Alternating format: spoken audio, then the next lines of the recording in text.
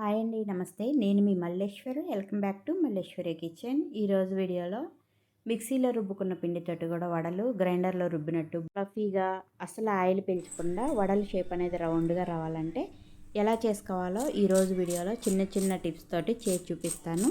ఈ వీడియోని ఎక్కడా కూడా స్కిప్ చేయకుండా పూర్తిగా చూసారంటే వడలు మీకు కూడా పర్ఫెక్ట్గా వచ్చేస్తాయి. చూసారు కదా ఎంత క్రిస్పీగా వచ్చినాయి వడలు. హోటల్లో లాగే పైన క్రిస్పీగా లోపల సాఫ్ట్గా దూదిలాగా వస్తాయండి. వడలు చేయడం కోసం ఒక పావు కేజీ మినపగుళ్ళని తీసుకున్నాను. వీటిని 2-3 సార్లు నీళ్ళతో శుభ్రంగా కడిగేసి తర్వాత మంచినీళ్ళని పోసుకొని 4 గంటల పాటు ఈ పప్పుని ఈ విధంగా నానబెట్టుకోవాలి. ఇలా నాన్న పప్పులో నుంచి వాటర్ అన్నీ కూడా వంపేసి మళ్ళీ నీళ్లు పోసుకొని ఒకసారి కడిగి తీసుకోవాలి. తర్వాత మిక్సీ జార్లోకి ఈ పప్పుని ఫుల్గా వేయకుండా సగం వరకు వేసుకొని రుచి సరిపోను కల్లుప్పు కూడా వేసుకొని ఒకసారి ఈ విధంగా మిక్సీ పట్టుకోవాలి. తర్వాత ఇందులోకి కొద్ది కొద్దిగా నీళ్ళను వేసుకుంటూ మెత్తగా మిక్సీ పట్టుకోవాలి. మిక్సీ జార్ వేడెక్కకుండా మధ్య మధ్యలో పలిసిచ్చుకుంటూ ఈ విధంగా మిక్సీ పట్టుకోవాలి. వాటర్ అనేది జాగ్రత్తగా చూసుకొని వేసుకోండి. వాటర్ ఎక్కువ వేసారంటే పిండి జారుగా అయిపోద్ది, వడలు సరిగా రావండి. ఒక 2 టేబుల్ స్పూన్లు 3 టేబుల్ స్పూన్లే పడతాయి ట్రిప్కి, చూసుకొని వేసుకోండి. ఈ విధంగా మిక్సీ పట్టుకోవాలి. పిండి అనేది గట్టిగా ఉండకూడదు, అలాగని మరీ లూజ్గా ఉండకూడదు. పిండినంతా కూడా ఈ విధంగా వేసుకొని పెట్టుకోవాలి. తర్వాత మనం మిక్సీలో వేసుకున్నాం కాబట్టి మరి ఈ పిండితోటి గ్రైండర్లో రుబ్బినట్టు వడలు రావాలంటే ఇక్కడ చిన్న టిప్ ఏంటంటే ఈ పిండినంతా కూడా వీడియోలో చూపిస్తున్నట్టు చేతితోటి ఒక 5 నిమిషాలైనా బీట్ చేసుకోవాలి. ఇలా బాగా బీట్ చేసుకోవటం వల్ల ఏమైందంటే పిండిలో ఎయిర్ అనేది ఫామ్ అయ్యి ఫ్లఫీగా వస్తాయి వడలు.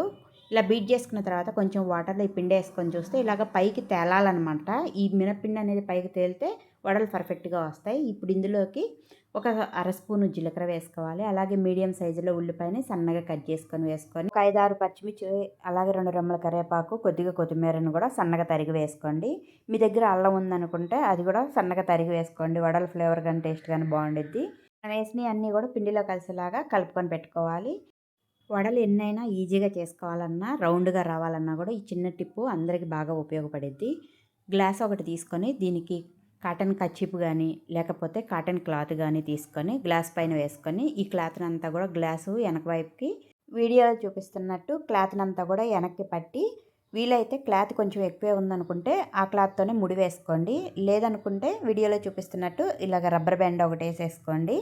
చూసారు కదా, ఇలా టైట్గా వేసుకోవాలి. తర్వాత ఒక చిన్న గిన్నెలోకి 1 గ్లాసు నీళ్ళని పోసుకొని ఈ కచ్చీపు కట్టిన గ్లాస్ని వాటర్లో ముంచాలి. ముందు వైపు మాత్రమే ముంచాలి. వీడియోలో చూపిస్తున్నట్టు ఇలా ముంచి ఈ గ్లాస్ని ఒక 1/2 నిమిషం పాటు సైడ్కి వీడియోలో చూపిస్తున్నట్టు పట్టుకున్నామంటే లోన్ ఏదన్నా వాటర్ పోయినా కూడా వచ్చేస్తాయి.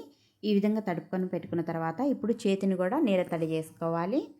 ఇప్పుడు వడలు వేసుకోవడం కోసం మీడియం సైజులో వడపిండిని తీసుకొని ఇలా రౌండ్గా చేసుకొని ఈ కచ్చీపు కట్టిన గ్లాస్ పైన వీడియోలో చూపిస్తున్నట్టు పెట్టుకొని చేతిని మళ్ళీ ఒకసారి నీళ్ళ తడి చేసుకొని కాస్త మందంగా స్ప్రెడ్ చేసుకొని మధ్యలో ఇలా హోల్ పెట్టుకొని వేడివేడి ఆయిల్లో వీడియోలో చూపిస్తున్నట్టు గ్లాస్ని చిన్నగా రివర్స్ చేసామంటే అంటుకోకుండా ఈజీగా ఆయిల్లో పడిపోతాయి.